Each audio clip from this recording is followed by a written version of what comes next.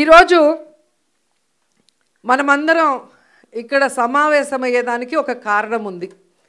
మన అందరి మీద ఈరోజు ఒక గురుతరమైన బాధ్యత ఉంది. ఎందుకంటే ఈ రాష్ట్రంలో నారావారి నరకాసుర పాలన జరుగుతోంది.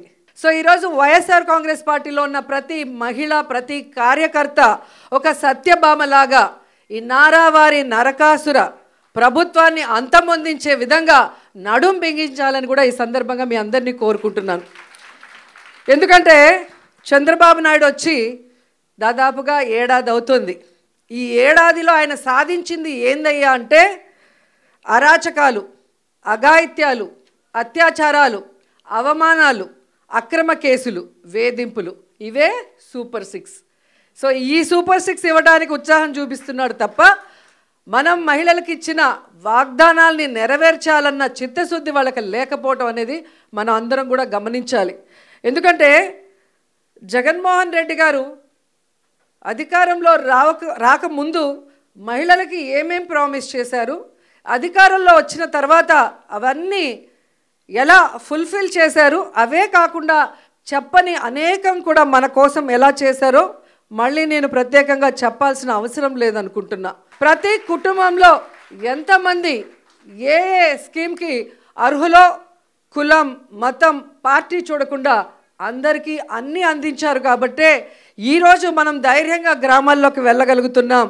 ఎక్కడ మనం కనిపించినా అయ్యో మేము తప్పు చేశామని కొంతమంది, అయ్యో మేము అన్నకు ఓటేసాం ఎక్కడికి పోయిందని కొంతమంది, ప్రతి ఒక్క మహిళ వైఎస్ఆర్ కాంగ్రెస్ పార్టీ వాళ్ళు, వైఎస్ఆర్ కాంగ్రెస్ పార్టీ సింపథైజర్స్ ఓపెన్గా బాధపడుతుంటే తెలుగుదేశం, జనసేన వాళ్ళు లోపల ఏడుస్తున్నారు.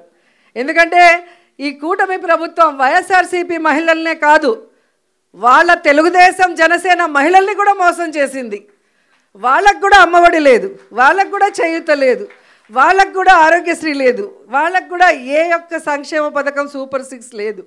అంటే మననే కాదు వాళ్ళని కూడా మోసం చేశారు. మనం బయట చెప్పుకోగలుగుతున్నాం, వాళ్ళు చెప్పుకోలేక కుమిలిపోతున్నారు అన్నది నిజమని కూడా ఈ సందర్భంగా తెలియజేసుకుంటున్నాం. ఉగ్రవాదులకి మనకి మధ్యన జరిగిన యుద్ధంలో ముందుండి నడిపించింది ఎవరు? మహిళలు. సో మహిళలుగా మనం గర్వపడాలి.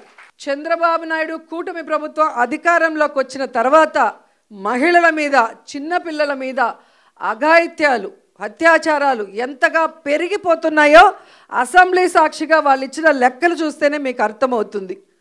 అంటే ఈరోజు ఒకవైపు ఉన్మాదుల్ని తయారు చేస్తూ ఎలా సోషల్ మీడియాలో మహిళల్ని టార్గెట్ చేయటం, ఎవరు వైఎస్ఆర్సీపీకి స్ట్రాంగ్గా నిలబడి మాట్లాడుతున్నారు లేదా ఎవరు సమస్యల మీద పోరాడుతున్నారో వాళ్ళని ఐడెంటిఫై చేసి, ఆర్గనైజ్డ్ క్రైమ్ అంటారు దాన్ని. జగనన్న ఒక్కటే చెప్పాడు, మనం తప్పు చేసి జైలుకి వెళ్తే అవమానంగా భావించాలి కానీ తప్పుడు కేసు వల్ల లోపలికి వెళితే బాధపడాల్సిన అవసరం లేదు.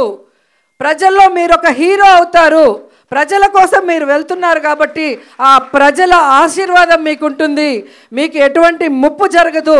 అందుకు పార్టీ, నేను సిద్ధంగా ఉన్నాను మిమ్మల్ని కాపాడుకోవటానికి అని అన్న మాకు ధైర్యం చెప్పారు. అధికారంలో ఉన్న, అపోజిషన్లో ఉన్న మనని, ప్రజల్ని సొంత బిడ్డల్లాగా ఆయన ఎప్పుడూ ఆదరిస్తారు, మనకు ఎప్పుడూ అండగా ఉంటారు. కాబట్టి అలాంటి మంచి వ్యక్తి మళ్ళీ ముఖ్యమంత్రి అయితే ప్రజలు బాగుంటారు, రాష్ట్రం అభివృద్ధి చెందుతుంది, మనం అందరం కూడా గౌరవమైన స్థానంలో ఉంటాము అన్న విషయం మీ అందరికీ తెలియజేసుకుంటూ, రాబోయే కాలంలో మహిళా సమస్యల మీద పోరాటం కోసమైనా, మహిళల హక్కులు సాధించడానికి నిలదీయటానికైనా మీ అందరికీ అండగా మేమంతా ఉంటామని మాట ఇస్తూ సెలవు తీసుకుంటున్నాను. జై జగన్.